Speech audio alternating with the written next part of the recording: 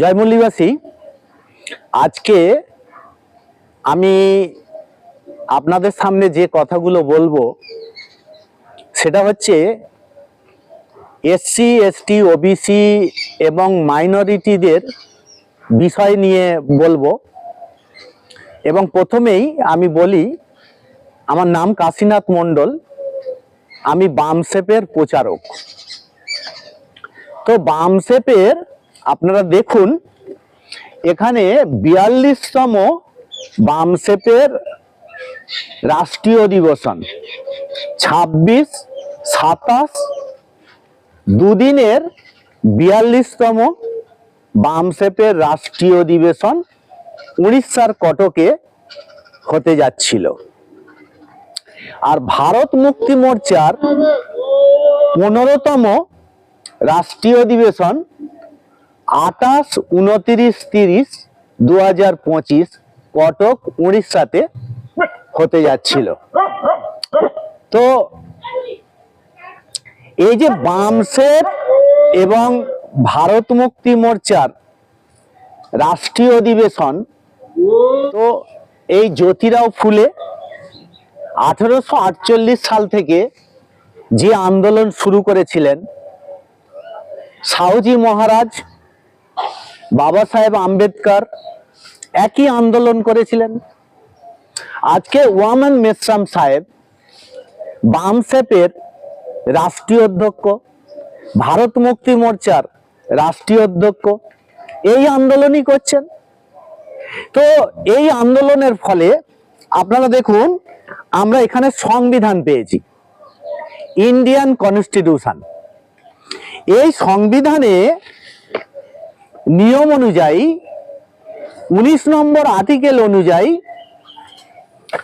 26শে December থেকে 30শে December বামসেপ এবং ভারত মুক্তি মোর্চা ওয়ামন মেশ্রাম সাহেবের নেতৃত্বে রাষ্ট্রীয় অধিবেশন হতে যাচ্ছিল উড়িষ্যার কটকে।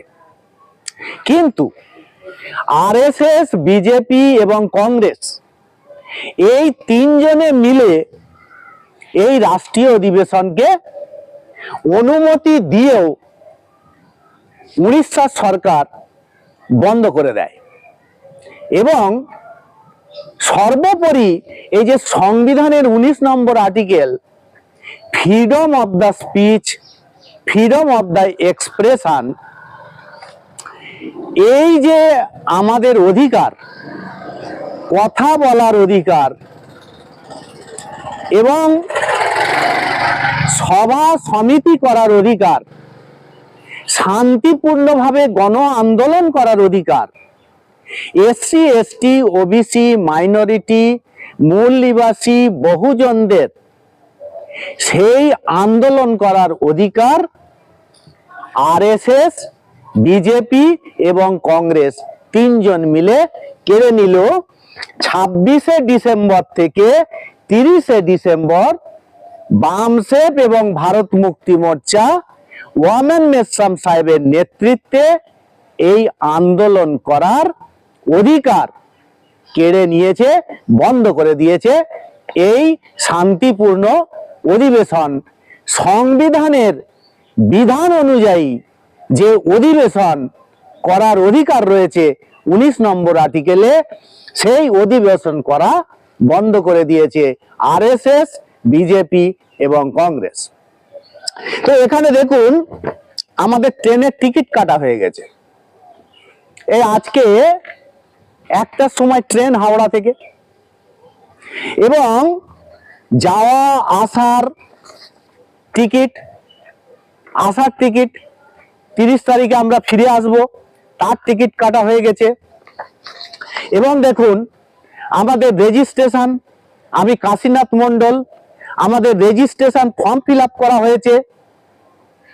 আজকে সমস্ত কিছু আমাদের যে সংবিধানের অধিকার, এই যে সংবিধান, Indian constitution, SC ST OBC এবং মাইনরিটিদের ইকুয়ালিটি, লিবার্টি, ফ্র্যাটার্নিটি, জাস্টিস, সমতা, স্বতন্ত্রতা, বন্ধুত্ব ও ন্যায় বিচারের যে অধিকার, সেই অধিকার খতম করে দিল, সংবিধানকে নষ্ট করে দিল এই আরএসএস, বিজেপি এবং কংগ্রেস।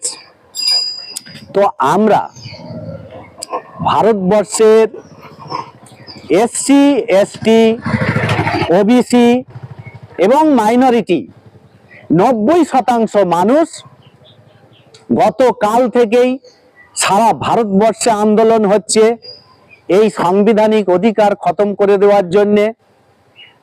এবং আমরা আগামী দিনে বামসেফ ভারত মুক্তি মোর্চার যে রাষ্ট্রীয় অধ্যক্ষ ওয়ামেন মেসাম সাহেবের নেতৃত্বে সারা দেশ জুড়ে শান্তিপূর্ণ গণ আন্দোলন করব, মাঠে নামবো, রাস্তায় নামবো। আরএসএস, বিজেপি, কংগ্রেস কিভাবে আমাদের এই আন্দোলন থামায় আমরা সেটা দেখব। এছাড়া বলি, জুডিশিয়াল সিস্টেম, যে বিচার ব্যবস্থা, আমরা উড়িষ্যার হাইকোর্টেও আমরা আবেদন করেছিলাম, হাইকোর্ট পর্যন্ত আমাদের অধিবেশনকে বন্ধ করে রেখেছে এবং 6ই জানুয়ারি 2026 আবার ডেট দিয়েছে হিয়ারিং এর জন্য।